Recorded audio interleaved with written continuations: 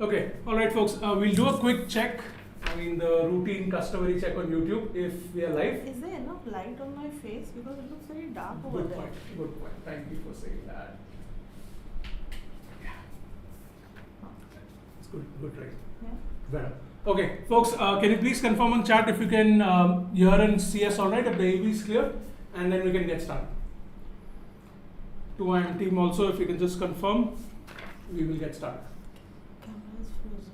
Oh, it's okay. No, it's it's running fine. on It's the fine. lag. There is a lag. It's definitely a lag. Yeah. So we'll just wait for some chat confirmations. Hey Anukta, is the AV clear? Anukta, can you please confirm? Others as well? Perfect. Hema is confirmed. Awesome. Priyanshu, great. Can I get a couple more confirmations, please? Okay, 2M is confirmed. Sindhu, great. Thank you, sir. Thank you, folks. Thank you for confirming. And welcome to this session. So, as you know, this session is about how to maximize your B school admission chances. At this stage, I'm sure all of you are very eager to know how you can maximize that, how you can get into your dream B schools, what kind of attributes B schools are looking for. So yes, this promises to be an exciting session. Thanks for joining in.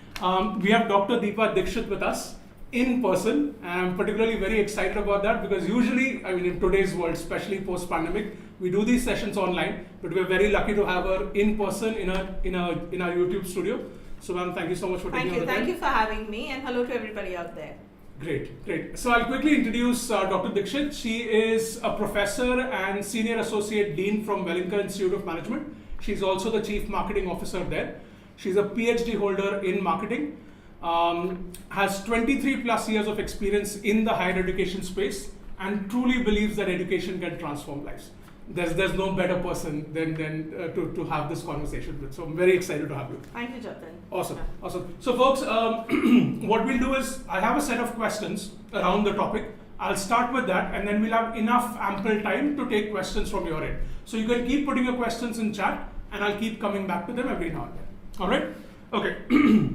So ma'am, I had a couple of general questions, but I think I'll just straight away jump to the topic because people, I'm sure, are more excited to know about that. So of course we have the B school admission process, right? We have the CAT exam, the group discussion, personal interview. Sure. Students are familiar with that. Yeah. But in terms of attributes, what attributes do B schools typically look for in candidates? Okay. So when we're looking at attributes today, while your CAT exam kind of covers your capability of doing the math right, having your grammar right, so your cognitive skills are kind of taken care of over there. But from overall as a person, what we're looking at, and I think this will hold true across business schools and the different type of programs that you have. Number one quality is, do you have the curiosity and do you have critical thinking ability? So these two are a must have. And how do you portray curiosity is if you have studied something, or if there is a new problem happening. Let's say there's something in the news. It's not just about knowing what's in the news. It's about finding out if somebody asks you what is in the news today. And then the next question is, why do you think something like this is happening? Have you gone and hit the why button? How many times do you try and find out why? What is happening? What is the impact this is going to have? So do you have that curiosity element? Because that is what is going to build your critical ability to think through problems. We are okay, and it's absolutely natural for students when they come in not to be able to solve problems right away. Correct. Or to get the right solution. Absolutely. But what we are interested in is knowing how do you think, do you know what resources, and is there a pathway that you are able to navigate? Right. So this is something because that's going to help them when they get into organizations or should they want to start their own businesses. Right. Either way. The other quality is, do you have the right kind of integrity in place, and integrity and authenticity. So how do we look at this? So if you're asked a question, or if we are asked the simple question of tell me something about yourself, or why do you want to do an MBA, a lot of students come with well prepared answers, which is nothing wrong about them, but is it about you really? And are you proud of what you have been doing, and are you willing to share that in an interview with a conviction? Right. I think that is another thing that's required. Third quality that we are looking for is, how technology friendly are you today? Okay. Because let's look at an MBA school 10 years back and now. The huge difference is the role of technology and how it's going to impact or change lives and scalability. So we're not looking at a code expert, Right. but what we're looking at is, are you friendly? Correct. And are you willing to learn? So the Yeah. willingness to learn bit Yeah. is also very critical. So I think also circle back to being curious. Correct. And the last bit would be, do you know why you're doing what you're doing? So if it's an Yeah. MBA, Yeah. you know why you're doing it. Yeah. Apart from, of course, wanting a good pay package and working with great organizations, what is that core reason for why you're doing it? Right. Because I think those 3-4, if they're there, you come across with a great deal of clarity, Right. and then the commitment follows. Awesome. Perfect. I think the authenticity part, ma'am, that you spoke Yes. about is very important. Yes. Because students do over-rehearse answers. I mean, we also prepare our students. Yes. But I think the direction always is, come with your raw material and I'll help you package it. Rather than me giving you the raw material. Absolutely. Right? I think that, yeah. I can, share an instance with you where we were interviewing a student Right. and had come well rehearsed, well prepared, had a Right. good, and was going fine. But Yeah. somehow we felt that the student was operating from inside a bubble, was not letting us connect. And we have to get it right that the people who are talking to you in an interview have met a lot of people. Absolutely. So they can at least see that this is not coming from a place of authenticity. Yeah. So we actually asked the student, we said, let's take a pause. Mhm. We are not able to meet the real Ravi, so to say. Interesting. Interesting. Can you step out for 5 minutes, just breathe and then come back? Right. So the student got nervous.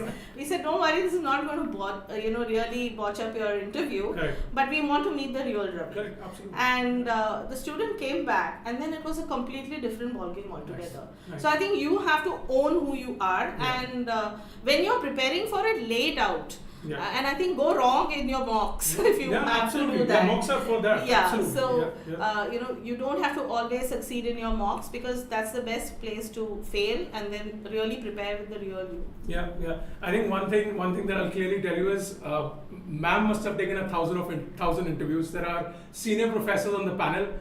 You can't really don't try to be cute or don't try to trick them, right? Because that's going to come out very clearly, and then it will put you in a very embarrassing situation, right? So be yourself. Of course, prepare for the interview and be strategic, but don't try to be cute in interviews. It doesn't really work. Yeah. Okay, awesome. So, ma'am, you did touch upon why MBA, right? I mean, that's a standard question, and I think you were asking one of my colleagues as well, right? Yes. Who's also an MBA aspirant. He was pretty nervous, but it's good. It's good preparation for him. Right. Freshers often struggle with this question. That's Right. what I see in mock interviews. Right. They don't know what they're getting into. MBA is very different, as we were discussing before. Right. How should a fresher specifically go about preparing for this question? What can they do? Okay, I think the answer is in the question, Right. which is when you ask why MBA, maybe you should ask yourself, what is an MBA after all? Yeah. And what is the promise that an MBA holds? Right. What does it prepare you for? So I think take a sheet of paper. Yeah. On one side of of the sheet, just write down what is it that the MBA prepares you for. Right. It prepares you for certain sectors. It gives you domain knowledge. Yeah. It prepares you on certain skill sets. Absolutely. And it builds a certain attitude of learning, an attitude of knowing how to work with people, Yeah. working in teams. It builds certain attitude and skills which are required in the future workplace. Right. All right. And lastly, it also builds a network of people for you on whom you can fall back as friends, on whom you can fall back as future clients. Yeah. This is what an MBA does. Right. So what of this excites you? Got it. Well, That might be a smart way of saying. Yeah. On the other side, you write down who are you. So Yeah. you're a person who loves to, who wants to get into this industry. Who is the kind of person who loves to work with number crunching, Right. or somebody who loves creating products, services. What is it that you like doing? Yeah. And then you just say, look, what part of this fits? Yeah. And that could be your why. Amazing. Yeah. Amazing. I think you've simplified it very well. I think folks definitely. I think the what part and then the self-awareness exercise and then marrying the two. Yes. Perfect. This is amazing. Thank you so much. Now, folks, please. I see a question from Anukta. I think it's just a comment. Keep putting your questions on chat. I'll keep coming back to it. Okay. There's a lot of chatter every year about profile building. Oh, Right? yes. Students are very concerned about it. First, I think many of them don't understand what a profile really is. Right. But they want to build their profile, right? Yeah. So first is, does a student need to focus on it? And if yes, then what can they do to meaningfully build their profile? Let's say if they're 6 months down the line. When they Okay. go for interviews. Right. So I'm seeing that the students applying for an MBA today come from diverse backgrounds. There's a good number of non-engineers who are applying. Yes. That's what the CAT authorities are also saying, Yeah. which is a good sign. So now you remember the question that we asked: what is it that an MBA prepares you for? Yeah. Yeah. And where is it that loosely you Mhm. know that you want to land? That can change in the 2 years. Yeah. But loosely you know that you want to have this kind of a work style Right. or a work life, or this is the type of work that excites you. Mhm. Profile building would mean identify some things that you can do in that direction. Okay. So let's Okay. say you want to work in research and business analytics. Yeah. Then it makes meaning to take up a online course Right. or do something to acclimatize yourself with what this whole thing means. Right. Right. You want to work, let's say, in sales and marketing. Mhm. Apart from taking a course, even if it's a pro bono or free to work Yeah. kind of internship that you do, Yeah. whether with an organization, whether with your next door neighbor's store, Yeah. or whether it's an NGO, if you even do something authentic Mhm. for those 3-4 months, Yeah. I Yeah. think that helps build a profile for a plain Jane. Because Right. I get a lot of students who come and say, we went to class, we are sincere students, we have great academics, and then we went home and Yeah. we also had fun. Yeah. Beyond this, I don't have anything. Right. Right. So, you can't build fake gems into Yeah. your profile. Yeah. Absolutely. So, Yeah. my suggestion is that, a year down the line or even in the next, I think the interviews don't start until March. Correct. So, you have at least a good 6 months Yes, to go. they do. Yeah. So once you're done with your CAT, try and pick up some of these things that you can do Yeah. and put them on your profile. Correct. Because that is an authentic way of showing that I'm interested in this. Yeah. I'm building my capability in that. Absolutely. So that's what profile building is. Awesome. Okay. Awesome. Unless Yeah. there is some business school which says we are looking at people with some kind of a sports background or something like that, Right. then that's not something you can build overnight. Correct. Correct. Yeah. So my suggestion is look at what and if you're very focused, let's Mhm. say you want to do HR Yeah. Yeah. and you're really focused on it, Mhm. go and find out that what do HR professionals, what are they required to do today? Right. Right. What are they? What is the expectation from them? Yeah. And yeah. can you go and do something like a research paper, Correct. interview 10 HR people, Right. and find out 10 top skills that are going to be required by future HR managers, Yeah. Yeah. and publish it, albeit on your LinkedIn profile. But then you can say I publish this, or publish it in a place which will find the viewership. Correct. I think that is profile building. Got it. Yeah. Got it. Yeah. Perfect. Thank you, ma'am. Now, in terms of applications, so they are in the process of applications are opening up. Some of Right. these schools have opened up. I think Sure. Welingkar is going to open up in November. right? Right. So applications, of course, are a key part of their process. A lot of schools ask for SOPs. Right. Do you have any advice for SOPs? Yeah. So I also use ChatGPT, Jatin. Right. So some of the questions that you asked me today, Yeah. by out of experience, I have shared it. Yeah. I also went today morning and found out what ChatGPT would tell me. All right, but it's the wisdom plus the ChatGPT that Absolutely. really works. Right. And my recommendation to students is don't ChatGPT everything. AI is great. Thank you. Prompt for saying that. prompt Right. engineering is great. Right. But this is you, Yes. and the whole idea is how can you really stand out. Yeah. Yeah. So put some real yourself into it. In fact, Yeah. I feel a lot of students don't work on the SOPs or the questions that are posed in in the application Yeah. essay form. Yeah. Like we have a few questions if you're interested in a certain program, etc. Yeah. Yeah. We have some pointed questions. Absolutely. And somehow the idea is that this is okay. I mean, I just have to write something. Right. Right. or I have to write something which looks smart on paper. All right, and I think that's a real bad way of doing it. Go out there and look at it as though this paper is going to be there in somebody else's hand, and they're going to talk to you about it. So help them like you. So the SAP is actually a document that helps somebody else know you a little better and want to talk to you about it. So put something that which is not asked in the standard information. Like where did you study and where did you work? Something beyond that. And something that describes you. You can chat GPT what a good SOP is. Right. I think the chat GPT part is very important, especially like in the last 2 years. Absolutely. Sometimes I get emails from students and I can just read that email and I know that this is from chat GPT. Absolutely. Right? You don't want a professor to sort of be sort of suspicious about that. I think you should use that for low-hanging fruits. Or grammar check or improving your language and stuff but if like you're that. In the stage where you're building yourself, and like you said, a lot of them are freshers. Absolutely. Then build some material that goes on ChatGPT. There you go. That's very inspirational. Okay. Another topic that comes up a lot and students are very concerned is gap years. Right? I haven't studied, I haven't worked, I took a drop for CAT. Right? Will that impact my chances? Does it really impact? Like, is it a sort of like a serious factor that panelists consider when they're evaluating candidates? Okay, this is like saying, can somebody wash off my sins? Right. In spite of telling them not to commit the sin before they did that. But I won't call it a sin. See, this is reality.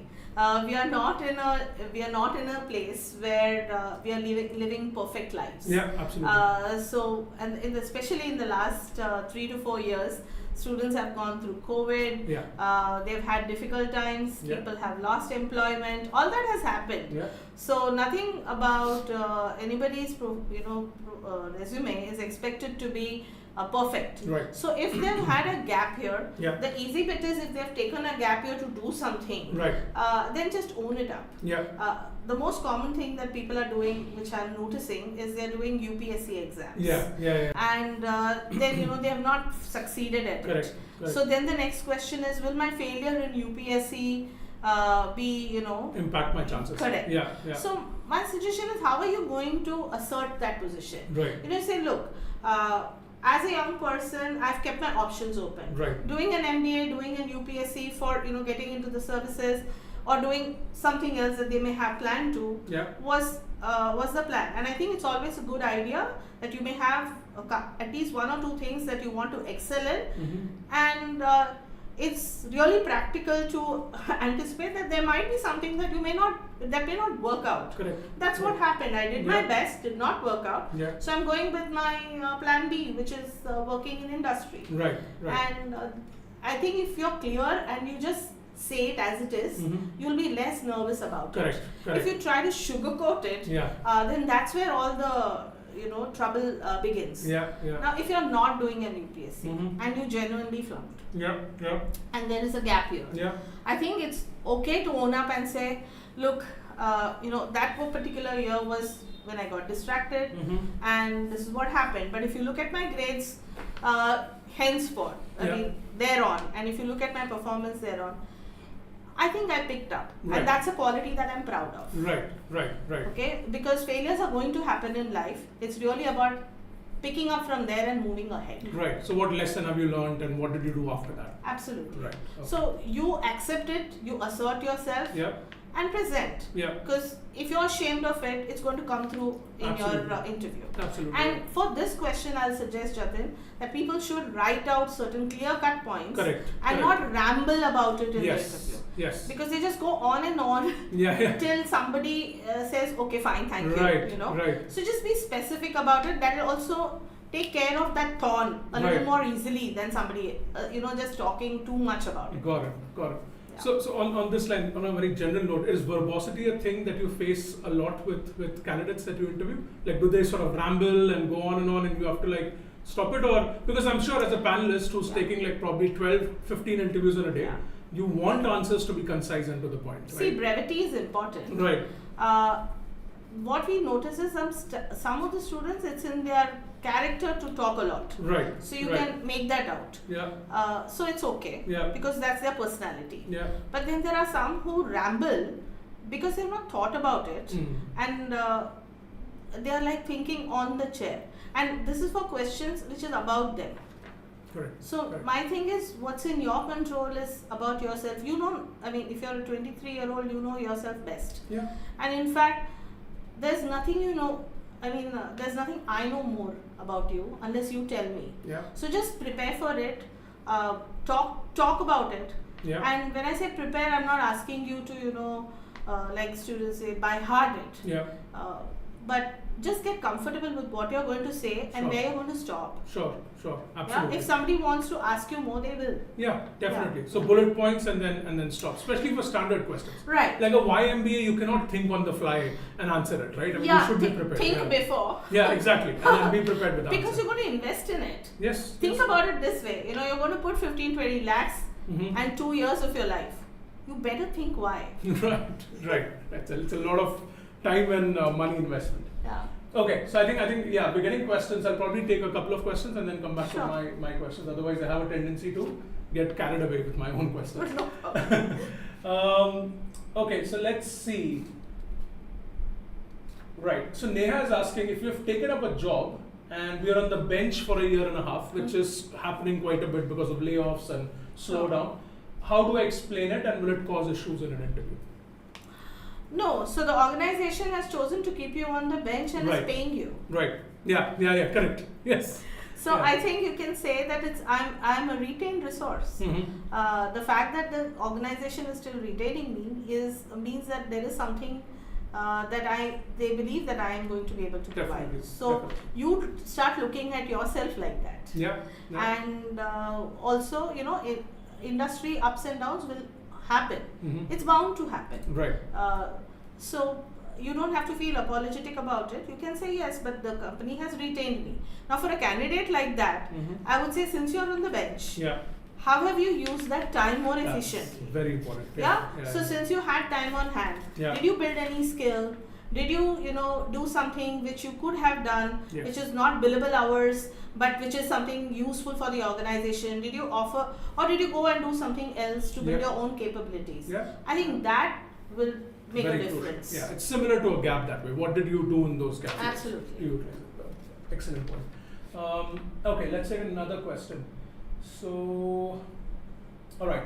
Crystal is asking, how can I use a humanities degree as my strength if I want to pursue an MBA in sales and marketing? And this is a common question that comes up. Wow, Crystal, I want you in Welingkar. There you go. You have a almost confirmed admission offer.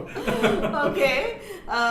So humanities is, if you look at AI and if you look at technology today, humanities is all about knowing the human side of people, and whether it is social sciences.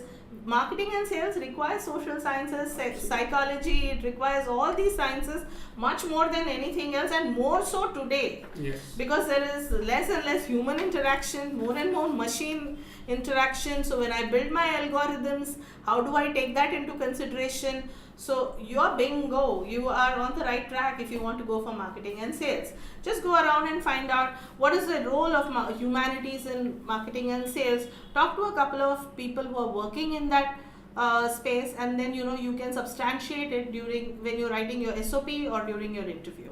Amazing. So Crystal, definitely you're at an advantage. So I think you should be very relieved. She can also go on to LinkedIn Right. and say marketing people with humanities background. Yes. I'm sure it'll throw up a lot of Go useful through the profile. information. Yeah, that's a great tip. Yeah. Awesome. Okay, so there's a question around mocks. Okay, Anmol, I'll probably come down to it at the end of the session. How can a person, so this is the reverse of what Crystal asked, Okay. right? This is a GEM candidate now, Okay. right? And GEM candidates, general engineering males, Huh. are often worried about their chances because of the competition in their space. Okay. How can a person with a typical profile like GEM stand out and highlight their uniqueness? Okay, so you're a gem to begin with, and your species is kind of reduced, because a lot of gems are now in the industry. So honestly speaking, if you've been reading the papers and articles, and I'm sure 2IIM will tell you also, that there is a requirement of a lot of good gems, gems and GE females also, who who MBA schools are really trying to woo, especially for the right kind of programs. So if you're trying to look at something which is to do with analytics or which is to do with e-business or technology, I think you certainly have an advantage. And as long as you're clear about why you want to do an MBA after being a GEM, I think, and if your academics are fine, it's for you to choose. Great, awesome. All right, so I'll take one question, then I'll come back to my questions. I have an important person interview related question that I want to ask you. Sure. Dharmaraj is asking what are the essential or important courses to do in the field of consulting before doing MBA? Or first, the question before this will, do they need to do something like this? Like these pre-MBA courses? Because there are often, what I've seen, I think it's a new thing that has come up in the last 2 years. Once the results are out and the person interview admission offers are out, there are influencers on LinkedIn offering these pre-MBA workshops and stuff like that. Do students really need to do these things? If you ask me, no. Right. Okay. So if you're a fresher, right, and if you want to get into the consulting background, yeah, and if you are somebody with work experience wanting to get into a consulting background, the tracks will be slightly, what you should do will be slightly different. Correct. So I don't know if the person is a fresher or no, but let's assume the person is a fresher. Yeah. In that case, I think reading is something that I'm going to recommend to all of you guys. Reading news, reading articles, reading about organizations, reading about economic trends that are taking place, reading about a war that is happening, what is the impact, and be curious to know how is this going to change anything. What are the new policies that are coming up? What will it do to, so for example, everybody is talking about women empowerment and something happening in the parliament in that direction. Yeah. What will it change? How will leadership change? How will policies change? How will HR policies change? How will products and services change? So a consulting firm is really looking for your awareness and your critical thinking ability. Okay. So for this, I think if you read, you will know various things and try problem solving. So, take a situation around you and say, how would you approach it? I think that comes across in a consulting interview a lot more. If you have to do a course, then I would say do something in design thinking, because that is what people are looking for. They're looking for innovation. Yeah. They're looking for your capability to work with challenges and boundaries, because there's no concept of infinite money and infinite resources. Correct. Everything is finite. Especially in today's world. Correct. It's becoming constrained. Within that, how can you work within constraints and still be able to put out something of value? Right. So learning those skills would be far more useful, because what is knowledge today is hygiene tomorrow. Right. And everybody knows where to go and get data. Yeah. But what they don't know is, I've given you the data. Right. What are you going to do with it? Have you built skills and capabilities for that? Correct. So go and do a course maybe on design thinking and improve your capability to think through things differently. Got it. And if you want to get into the technology space, then it might help to, consulting with technology is another big thing. Yeah.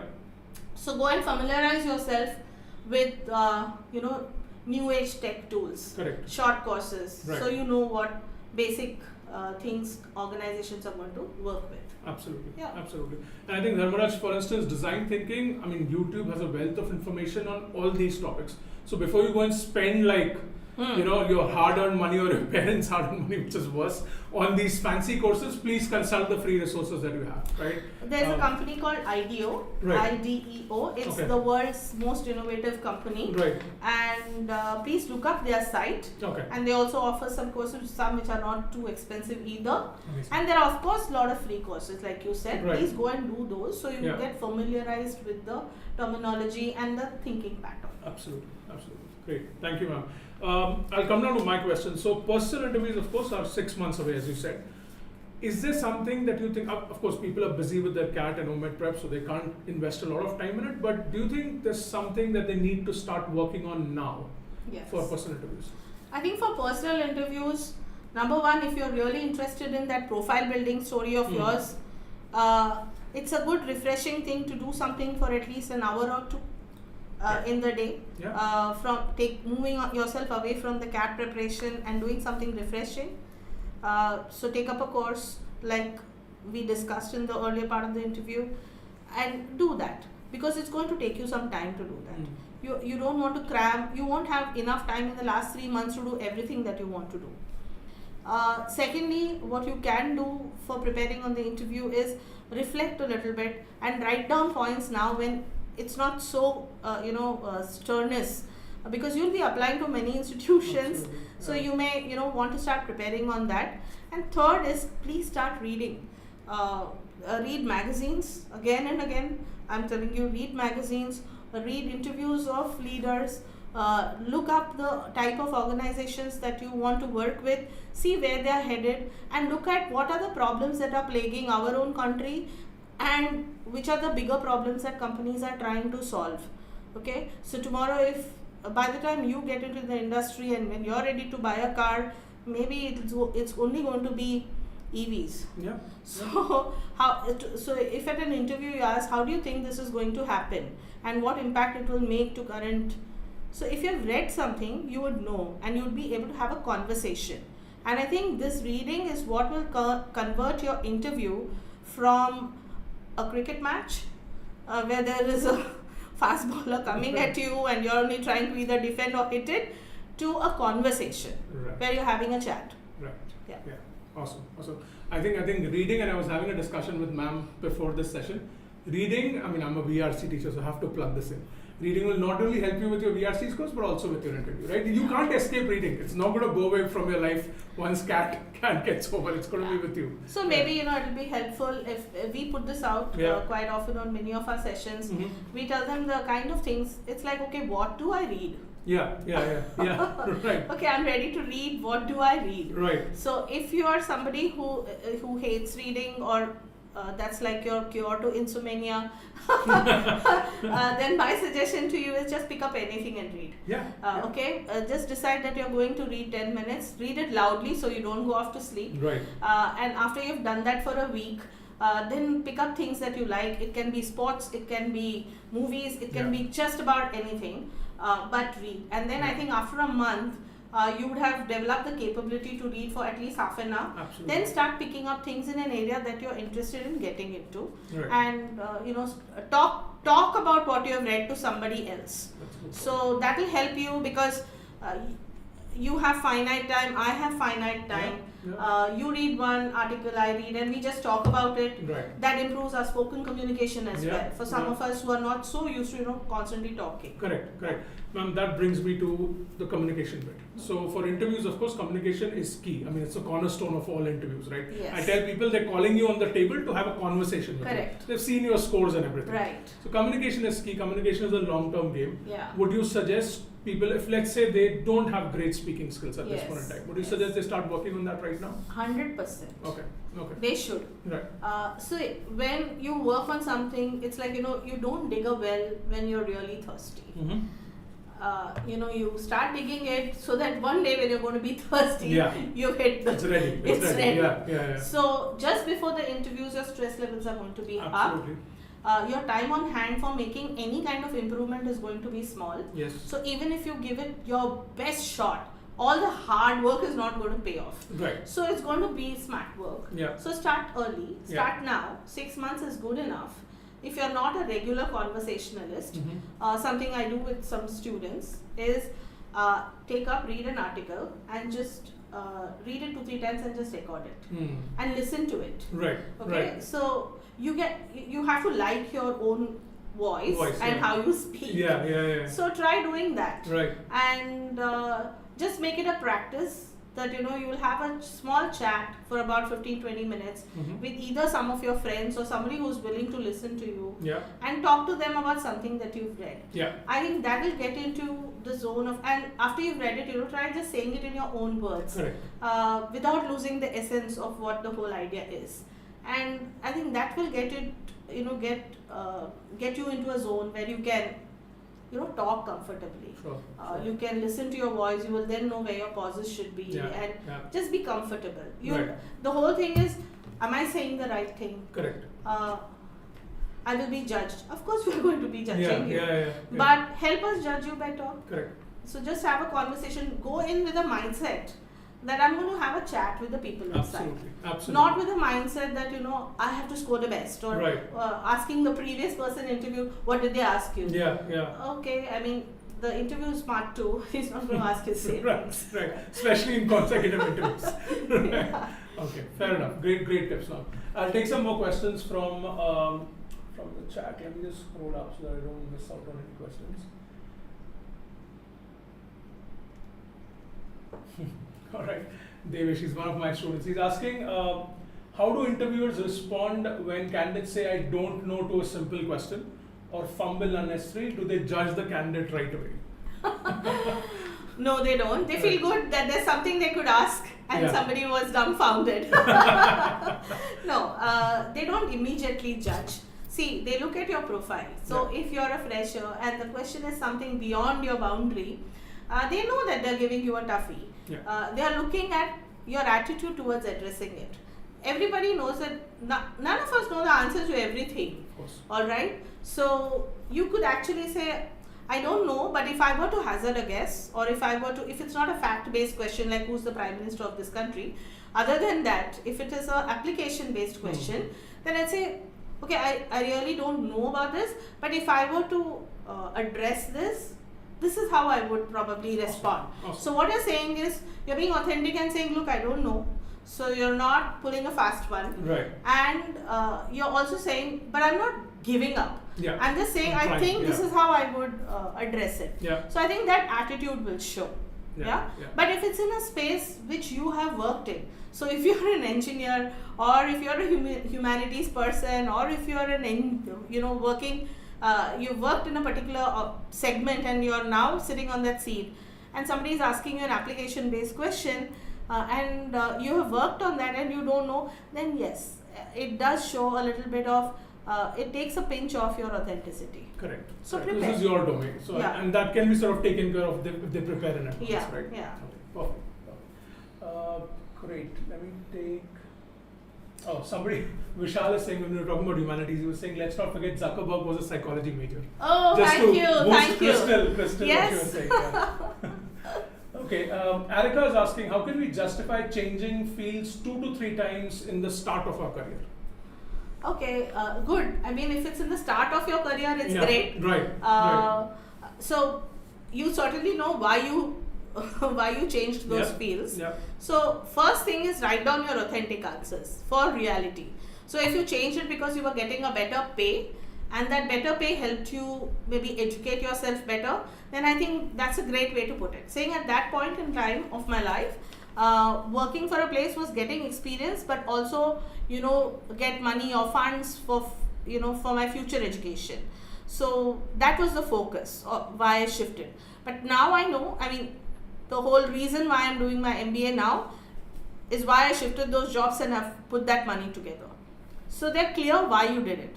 If you shifted jobs because you got bored or whatever else, then it's hard luck. I really don't know the answer to that question. So whoever asked before, I don't know. But if I were to hazard a guess, people either change jobs quickly because they realize that they need more money, or they realize that's not their field and they want to get into something else. So you can own up to either of this and say, also, I think it's better to do it at the early stages of my life, so that at least later on my direction is a little more clearer. Because now that I have gone through this, I'm absolutely clear this is what I want to do. So use that to your advantage. Great. Awesome. Let's see. Some very interesting questions. Okay. Will my 10 plus 2 score again academics, right? Will my 10 plus 2 score affect my chances of getting into MBA or one of the other PhD programs in top institutes? So let's say somebody has poor scores in 10 or 12. How big is that a factor? So it is not a very big factor, honestly speaking. Right. Because whether it's recruiters after an MBA, most of them, they look at your graduation.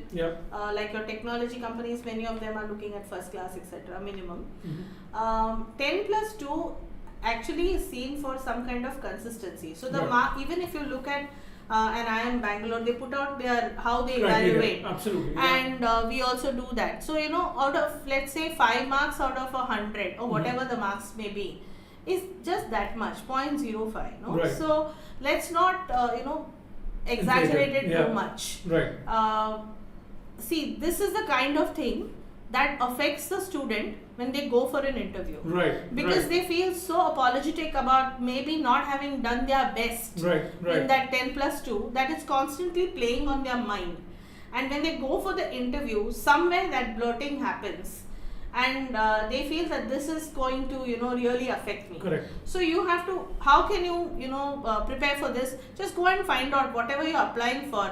Is there any weightage for that? Right. If there is, how much weightage is there? So if it is just say 5% or 1%, 2%, that's it. You're going to, let's say, assume you're going to lose those. Right. Make it up somewhere else. Compensate with other Yeah, things. compensate it with something else. And be at peace and focus on the things that you're really good at. Right. And let's say if there's really nothing to it, then don't bother about it. Sure. Move ahead. Yeah. If somebody may ask, okay, 10 plus, 10th and 12th, you didn't do so well, then say, yeah, right, because whatever reasons, please don't fall sick artificially. Right. You can say maybe, I was in a playful age, and as I, finished my 12th and got into graduation, I just got my act together and I figured that this is where I want to be, and that reflects in what I'm doing now in my life. Yeah. So get them to see what you want them to see. Great. Yeah. Awesome. Thank you, ma'am.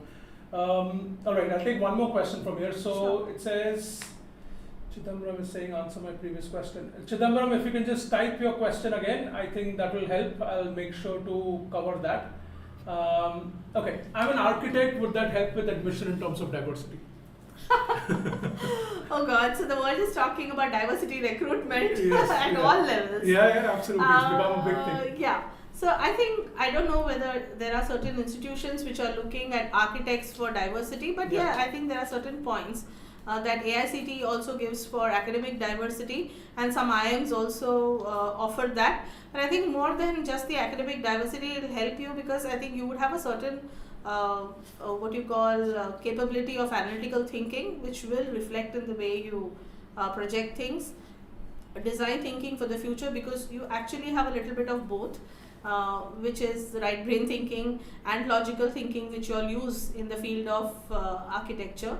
And I think you can project that in your interviews, and that might be a lot more helpful. Awesome. Urban planning maybe Yeah. will be good. Definitely. Yeah. Ma'am, tell us a little bit about the MBA program in Welingkar. Before we, of course, we have some more time, but can you just tell us a little bit about it? So we have two campuses, Right.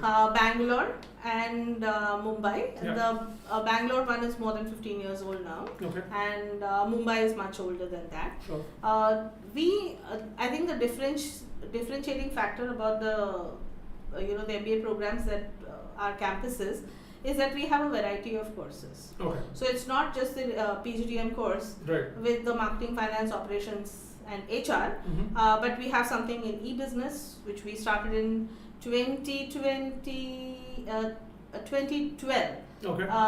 when the dot-com industry kind of went into Right. so that's something that connects technology to business. Okay. We have a program, a full-time 2-year PGDM program in retail. We have something in media and entertainment, Okay. something in rural and agri management, and healthcare management. Right. So these are specific programs, not specializations in a general. Absolutely, Specific. Yeah, absolutely. okay. And Okay. research and business analytics. Right. And we have research, business analytics, business design, e-business, and the regular PGDM Right. kind of program at the Bangalore campus as well. Okay. So Okay. these are the programs that we have, and these are full 2-year programs. Okay. So your first year and in your second year, you focus on that. Right. Those are the courses that we have at Welingkar, and I think that has really helped Yeah. because it serves different business sectors, and it also serves different roles that are emerging. Got So I it. think they should look at it. Awesome. Yeah. Awesome. So rather than doing a general management program with one sort of elective or 3 Yeah, electives. even if you're a So- fresher. Right. Oh, they can go for it. Absolutely. There's no work experience. No. required. Okay. Okay. There's no minimum requirement that you have to have worked in the field, etc. Right. So I have students with healthcare background who are taking the healthcare management program. I have B.Pharm, I have dentist, I have a doctor who are studying in the program. In the rural management program, I have engineers, gems. Nice. I have BSc Agri students. Right. Because food is going to be a really big space that people are going to work in. Yeah. In design, we have students who come from varied business backgrounds, and a lot of people think that design thinking is about. Please go and look up design thinking, right from Anand Mahindra to the Google heads. Everybody talk about it. You should know about it. So whether it's a Google, whether it's a banking or financial sector, everybody wants design thinking people today, because it's about user experiences, product experiences, innovative businesses. So I have a student from business design who's working in the financial sector. So a lot of times students research a little less about a program and go with what they think the name means. It's like rural means have to go to a village and work.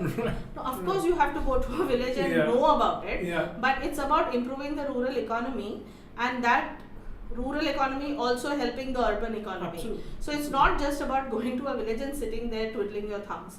So it's much beyond that. And I think that's what they should really look at. And a lot of students after getting in then say, this is a great thing because this is not what I had expected, but I'm glad that I'm doing this now. Right. Okay. I think to ma'am's earlier point about intellectual curiosity, I think this comes in when you are learning about the programs as well, right? I mean, everything is available on an institute's website. You go to Wellingkar's website, you'll get detailed brochures about these programs. So please make an effort to learn about it. Sorry, I keep going out of focus. I need to come back. I move a lot. Sorry. So folks, Welingkar applications will open in November. So do look out for that as well. And do submit your applications early for all colleges and don't wait till the last minute. It makes my life difficult as well. All right. I'll take a question. Maybe one more question. Folks, we have time for about a couple of questions and then we'll close the session. So let's see. There's a very specific question about Welingkar admissions. Chidambaram, if you can get in, it's a very specific question. If you are our student, get in touch with me or email info@2am.com. I'm more than happy to help you with that question. I'll get ma'am's inputs offline. It's a very specific question, so do email or get in touch with me if you're our student. Let's see. What did the college look for? Okay. Are the panelists interested in colleges POR? I think it's letters of recommendations. I don't know what P is, but I think do you need from professors or something like that? No. Not required, right? Indian institutions don't really ask for too many, not that I know of. Right. Ask for letter of recommendation. Okay. It's more an international phenomenon. Got it. Perfect. Let me take one more question.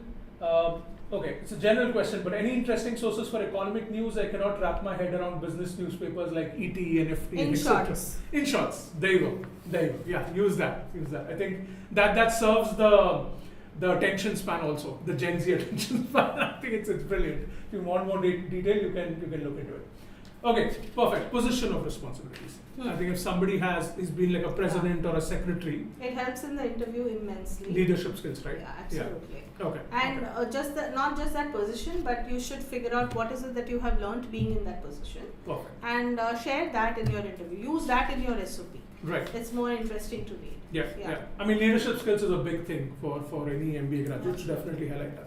Okay, ma'am. Last question. So. CAT is about 50 days away, right? There are students obviously who are feeling very nervous at this point in time. Even if they're preparing, they start getting these jitters at the end. Have I done enough? Right. Let's say for a student who feels that their performance is not up to the mark. Right. Do you think they still have time to significantly boost their performance? So if you feel your performance is not up to the mark, then that's how it will be. There you go. Okay. So my thing is, if it's not up to the mark, I think you should hear that speech from Djokovic. He says there's going to be failures. Even when he goes to I was just reading this up. It's an older one, but please look up. He says every time I go on the field, I think I'm going to mess it up. There are a lot of times when I feel I'm not giving my best. This is not good enough. I'm not well prepared, or I think I'm going to fail. And for a long time, he was struggling with how do I ensure I don't get this feeling. Right. And then he figured that nobody in this planet has found out how to get over this feeling. Right. You are going to get that feeling, and so did Djokovic. He said, what I figured out is, this is the truth. I'm feeling that I'm not going to do well. Own it. Fine. Now what? You have 50 days. Do your best in those 50 days and try and get out of that feeling. Fragment your, what are you feeling bad about? Do you feel bad that you're not going to do well in verbal, you're not going to do well in math? What is it that you are really afraid of? Own up that, and then just divide the 50 days and say, I'm going to focus so many hours into this. I'm going to try and be from a -10 to I'm going to get to a level of even 2. It's better than a -10. So focus your 50 days thinking about or doing things in that direction. That is what changes your feeling, and that will certainly change your result. It's not going to be sitting and brooding, is not going to help in any case. Okay. Great. Awesome. So not me, but Djokovic. We'll still give you the credit. All right. Thank you so much, ma'am. I think, folks, thank you for your questions. I hope you found this session useful. This session will be on YouTube, so you can put your additional questions in comments, and the 2IIM team will get back to you. Ma'am, thank you so much. This was amazing to have you in person. I hope we can have more in-person sessions in future. I think this is going to set a precedent, right? Sure. So Thank you. We'll Thank hope you, to have Jatin. again. Thank you so much. It was a pleasure, and wish you all the best, all of you. Rock it. Awesome. See you, folks. Bye.